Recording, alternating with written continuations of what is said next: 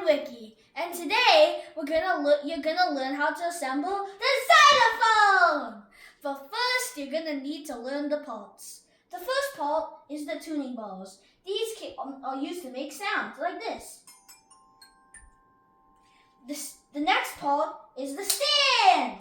The stand is used to hold the xylophone in place. But first, you need to learn the two parts. This is the base. It's used to stabilize the thing so the whole thing wouldn't fall over. This part is to hold the xylophone itself. The next part is the mallets. The mallets are used to play the instrument, like this.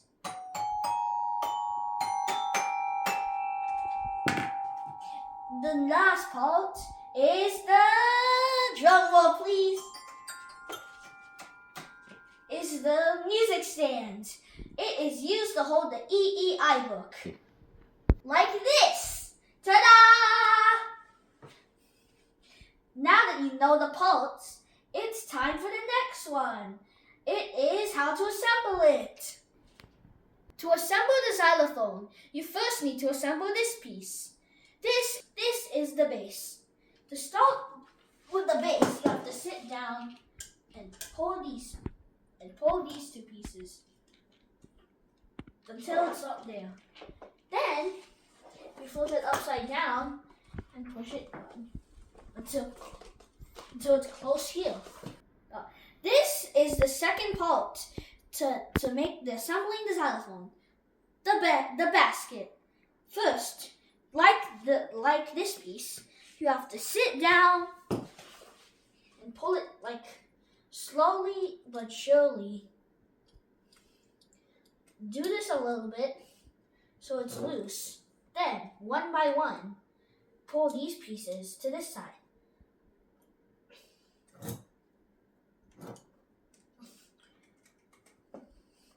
Until it's like a shape like this. Then, after that, you put it on here and then make it a little down so that it's not about waist high. Then I tighten this so that it won't fall.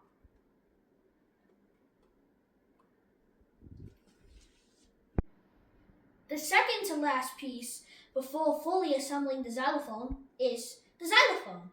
To put the xylophone, you first have to center this screw-like piece onto a hole in the xylophone.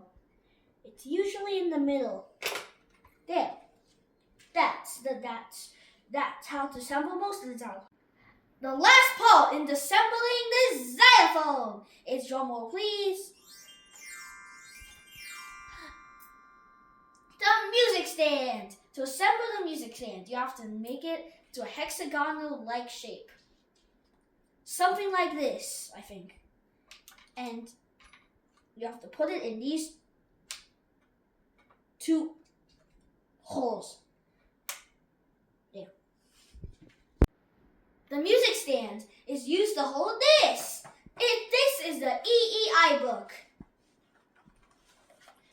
The cover is here. At least that's the name of it. But anyway, this is how you put it. First, gently put it here. And then you're done. This is how your xylophone makes sounds. This is the lower pitch. All of these big notes that I'm touching here are the lower pitch. The bigger these tone balls are, the more lower pitch the sounds. These tone balls